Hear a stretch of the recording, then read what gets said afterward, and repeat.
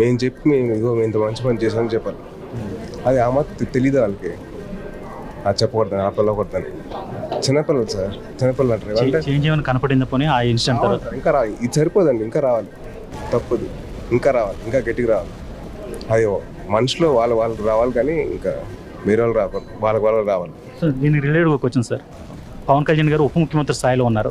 ఆయనతో మాట్లాడి ఎలాంటి ఇష్యూస్ మీద ఏదైనా ఒక యాక్ట్ తీసుకొచ్చే ఆలోచన ఏదైనా ఉందా? అంటే కళ్యాణ్ గారిని దీంట్లో ఇంకా ఇన్వాల్వ్ చేయలేదండి.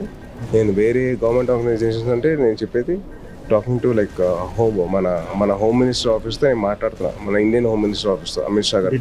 అది సార్, ఎందుకంటే ఇది చిన్న స్థాయిలో వెళ్ళకూడదండి, పెద్ద స్థాయిలో వెళ్ళి ఇలా అందరినీ కొట్టాలి, అందుకు టైం పడుతుంది.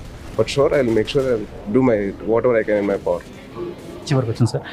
రెండోది అడగాలనుకున్నాను కదా, అదే ఆ రోజు పవన్ కళ్యాణ్ గారు గెలిచిన తర్వాత ఆయన ఇలా ఎత్తేసుకున్నారు కదా మీరు ఒకసారి వెళ్ళి, మొత్తం ఫ్యాన్స్ అందరూ కూడా చాలా ఆనందపడ్డారు.